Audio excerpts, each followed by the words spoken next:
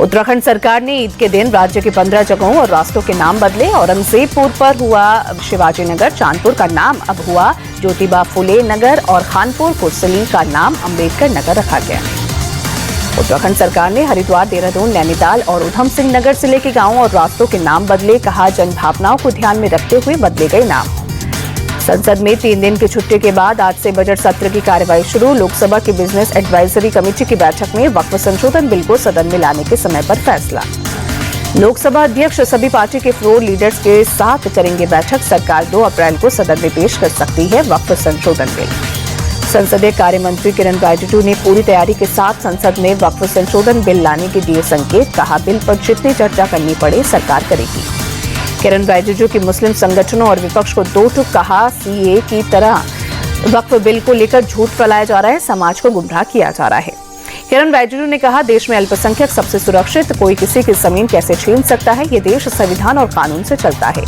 AIMIM प्रवक्ता वारिस पठान बोले, लोकसभा में वक्फ संशोधन बिल का पारित हो पाना मुश्किल, बीजेपी के पास बहुमत नहीं।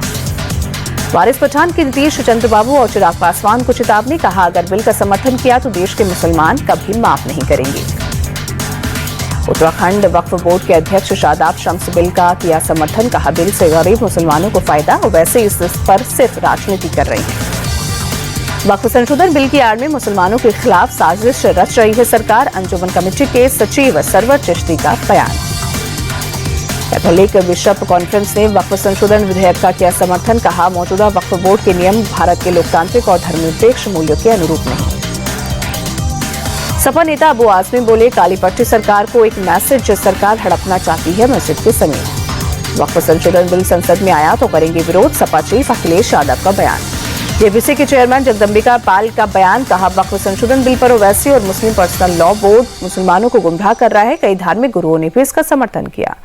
देश में आज से लागू होगा नया बजट। 12 लाख रुपए तक की सालाना कमाई टैक्स फ्री। शेयर बाजार से जुड़े इंश्योरेंस प्लान पर भी टैक्स।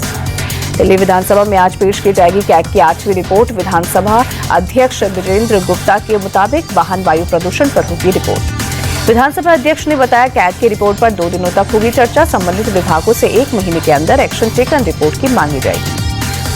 वहीं मुंबई में सीएम देवेंद्र फडणवीस ने आज दोपहर 2 बजे बुलाई कैबिनेट की बैठक। किसान कर्ज माफी और लाडली बहन योजना को लेकर विपक्ष के आरोपों पर होगी चर्चा। सीएम फडणवीस राज्य की कानून व्यवस्था की समीक्षा भी करेंगे। राज्य की पर्यटन पॉलिसी पर कुछ अहम फैसले की संभावना। यूपी के सीएम योगी आदित्यनाथ का आज बरेली दौरा। 933 करोड़ की 132 विकास परियोजनाओं की करेंगे सौगात।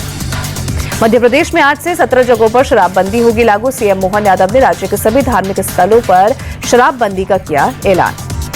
यूपी के बाद अब दिल्ली में दुकानों पर नेम प्लेट लगाने की उठी मांग। जंगपुरा से बीजेपी विधायक तरविंदर सिंह मारवा ने मांग की, सभी दुकानों पर दुकान मालिकों के नाम लिखे जाएं। दिल्ली के मुख्यमंत्री रेखा गुप्ता बीती रात पहुंची समयपुर बादली। सड़क निर्माण कार्य का लिया जायजा। रेखा गुप्ता ने मौके पर मौजूद अधिकारियों से की बात, जरूरी दिशा निर्देश दिए।